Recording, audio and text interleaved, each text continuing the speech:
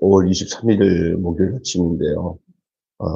사도행전 10장 17절부터 33절까지의 말씀을 함께 받들어 봉독을 했습니다. 오늘 말씀의 제목은 역사를 만들어가는 사람들이라는 말씀으로 함께 은혜를 나누겠습니다. 언제 한번 이 본문을 가지고 이미 말씀을 좀 나눈 적도 있습니다. 나는 오늘은 좀 다른 측면에서 말씀을 나누고 싶습니다. 하나님의 역사는 누구에 의해 또한 어떻게 만들어져 갑니까? 누가 하나님의 역사를 만듭니까? 정치적, 종교적으로 힘을 가진 이들이 하나님 나라의 반대편에 서는 것을 보게 됩니다. 자기를 버리고 순수하게 순종을 택했던 이들이 주의 역사를 만들어 왔습니다. 그리고 또 만들어 갑니다. 오늘 본문은 이방국이라는 새 지평을 여는, 다시 말해서 새 장을 여는 하나님과 또한 순종으로 역사를 만들어가는 그 인물들을 보여줘요. 그러니까 이 주 전체를 하나님이 진행하고 계시죠. 하나님의 경륜 가운데 이게 여러분 사도행전 1장 1절 본문에 보면 이게 나와요. 특별히 잘 아는 성경을 암송하는 구절인데 1장 8절에 보면 너희에게 성령이 임하시면 너희가 권능을 받고 예루살렘과 온 유대와 사마리아와 땅끝까지 내 증인이라. 요 본문의 그 내용이 그대로 사도행전 28장 전체의 내용을 보여주고 있는 거예요. 이제 이 성령이 역사하셔서 교회를 세우고 예루살렘에 먼저 교회가 세워지며 팽창을 합니다. 그러다가 그게 이제 예루살렘을 떠나지 않고 유대인들만 가득하게 거기서 그냥 예수를 믿고 기독교인들이 많아지죠. 그런데 그러다 보니까 유대 안에 살던 예루살렘 안에 있던 종교 지도자들과 여러 사람들이 예수의 복음을 전하는 저들을 가만두지 않습니다. 예수를 가만두지 않고 십자가에 못 박았던 저들이 믿는 성도들을 핍박합니다. 그래서 할 수 없이 그 스데반이 죽는 모습이 바로 거기서 시작되죠. 스데반이 예루살렘에서 죽게 되니까 이제 그 전에 벌써 예루살렘에 핍박이 오고 그 다음에 이제 퍼지게 스데반을 그것을 통해서 다시 다메섹의 성도들이 흩어져 있는 성도들을 또 더 핍박하기 위해서 가는 스데반이 아니고 바울이요, 사울이. 그래서 스데반을 죽인 후의 사건들이죠. 스데반이 죽고 난 뒤에 바울이 변화되는 과정들을 보면서 뭐가 나오냐면 그 다음에 평신도 지도자들이 세워져요. 다시 집사들이 특별히 두 사람 스데반이 세워지고 예루살렘 핍박 후에 이제 구제하면서 이제 히브리파 유대인, 헬라파 유대인의 구제 문제의 갈등의 해결을 하는 가운데서 세워진 7 집사 중에 특별하게 두 사람이 소개되잖아요. 스데반은 순교당하고 빌립은 놀라운 성령의 역사로 대중 전도도 하지만 개인 전도도 능한 그런 역사를 보여주죠. 그래서 결국은 이 복음이 사마리아에 복음이 전파되어서 사마리아에 큰 기쁨이 있었다. 그랬습니다. 그러나 이제 이 사마리아에게 넘어간 복음이 더 확대되어서 어디로 가냐면은 이제는 저 땅끝까지로 땅끝까지 이르는데 그 이방인 전도에 하나님이 세운 그릇이 누구냐? 바로 바울이야, 사울. 사울을 세우신 목적은 예루살렘과 온 유대와 사마리아. 여러분, 사마리아 전도의 주역은 바로 빌립이 아니었습니까? 그리고 이 사마리아를 넘어서 땅끝까지 복음을 전하는데 하나님 또 쓰는 주역이 누굽니까? 바로 사도 바울이 아닙니까? 그 중간에 이어지는 이 이방인들에게 전도하는 이 이야기를 진행하는 데서 제일 중요한 것은 바울이 이방인에게 복음을 전하기 위한 그 시점에 이 유대인들에게 전도하며 예루살렘에게서 복음을 증거하는 사도의 수장이었던 베드로가 이것을 어떻게 열어주느냐가 상당히 관건이에요. 이방인의 복음 전도를. 그게 아주 내용이 가장 중요한 내용이 오늘 본문 말씀 10장의 내용이에요. 그게 뭐냐. 이방인 고넬료의 가정에 전도하는 것이 이방인 전도를 문을 여는 계기가 되는 것입니다. 합법적으로. 오늘 본문이 그런 내용입니다. 그래서 오늘 이 본문에 보시면 하나님께서 그 모든 그 장을 열잖아요. 뿐만 아니라 그것을 이루기 위하여 역사를 이루어지기 위하여서 쓰여지는 인물들을 오늘 본문은 소개하고 있는데 한 분은 누구냐면 베드로잖아요. 한 사람은 또 고넬료예요. 그러나 그 모든 것을 진행하는 것은 성령님이 감독이 되셔서 그 연출자가 돼가지고 그 배역을 맡은 사람들이 움직이듯이 움직이는 모습을 우리는 그려볼 수가 있습니다. 그래서 첫째로 상황을 주도하시는 성령. 성령께서는 베드로에게 환상을 주고 두 사람이 너를 찾으니 일어나 내려가 의심하지 말고 함께 가라고 성령이 지시하고 말씀합니다. 상황을 구성하시고 환상을 구체화하시고 마침내 의미를 드러내십니다. 좋은 배우를 택하여서 극적인 역사를 연출하시니 감독상은 당연히 성령의 몫이 아니겠습니까? 다음에는 이 본문에 나오는 사람 중에 누구였어요? 그것을 이루시는 사람 중에 베드로예요. 아주 용기 있게 순종하는 베드로의 모습을 우리는 본문을 통해서 봅니다. 베드로는 요파에서 온 그 형제들과 함께 고넬료, 이방인 백부장 고넬료를 방문합니다. 유대인으로서 이방인과 교제하는 것이 율법인 줄을 알면서도 그래도 순종합니다. 세상에 이런 모든 전통이나 규범이나 이런 것들이 우리에게 유법으로 만들어내는 환경과 상황들이 한두 가지가 아닙니다. 그럴 때, 늘 내가 사람들한테 눈에 어떻게 보이면 안 되지 하고는 하나님 말씀이 분명히 있고 지시가 있음에도 순종하지 않는 것은 잘못된 겁니다.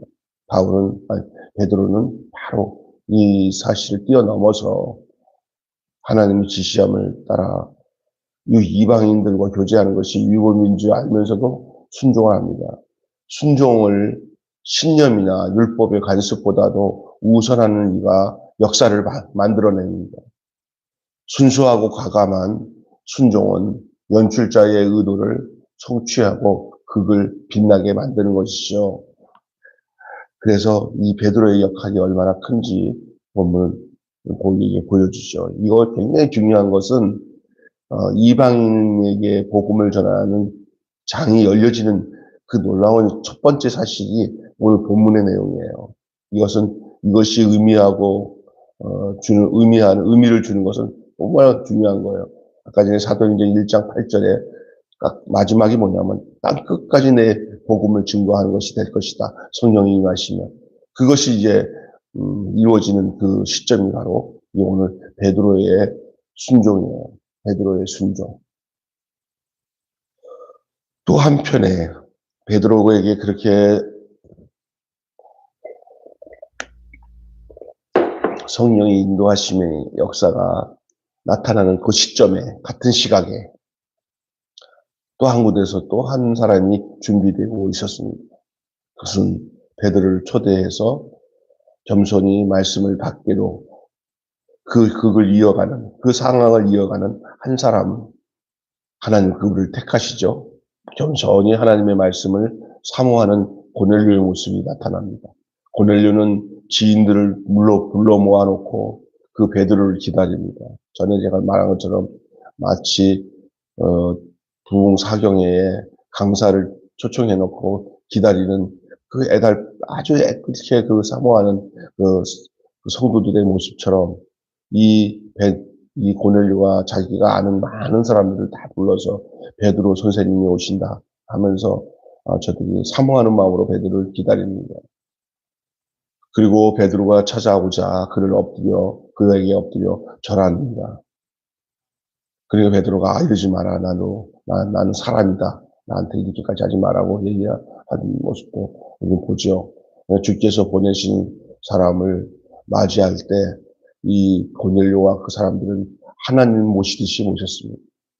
하나님을 맞이하듯이 그의 말씀, 베드로가 전하는 말씀을 하나님의 말씀으로 듣습니다. 오늘 참 중요한 것은 말씀을 전하는 자뿐만 아니라 말씀을 듣는 자 안에 하나님의 존재성이 가장 드러나야 되는 줄 믿습니다.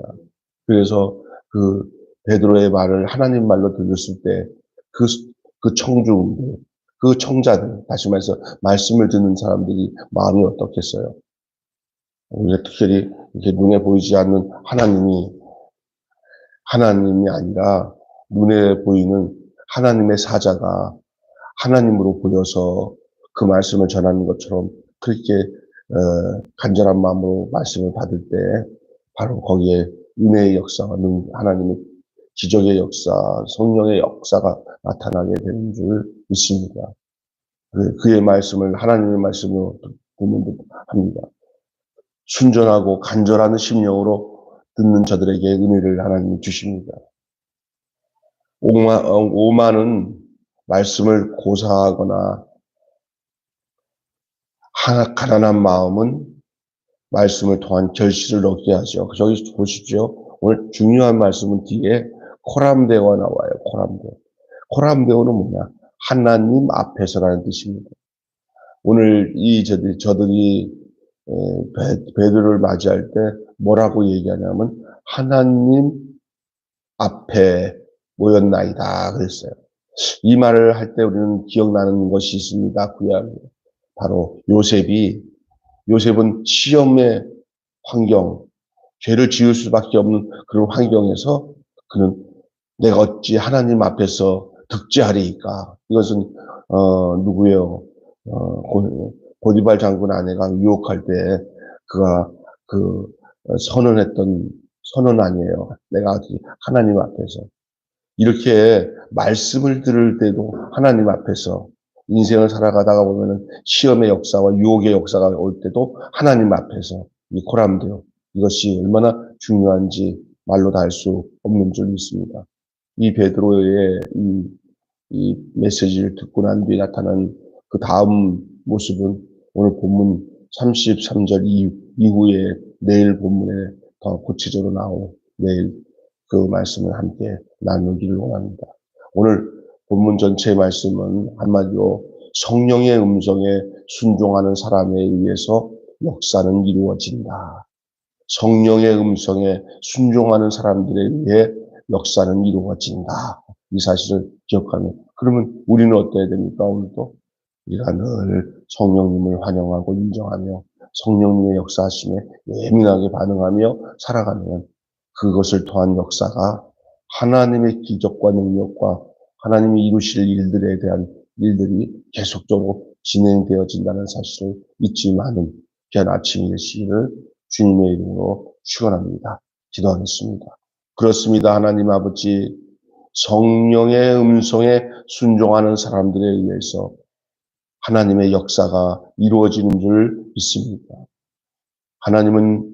성령님은 이 베드로를 통해 베드로에게 지시를 내려 순종케 함으로 또 이방인 고넬료 백부장에게 지시함으로 이 두 사람의 조우로 인하여 이제 이방인 선교가 시작되는 역사가 나타났습니다.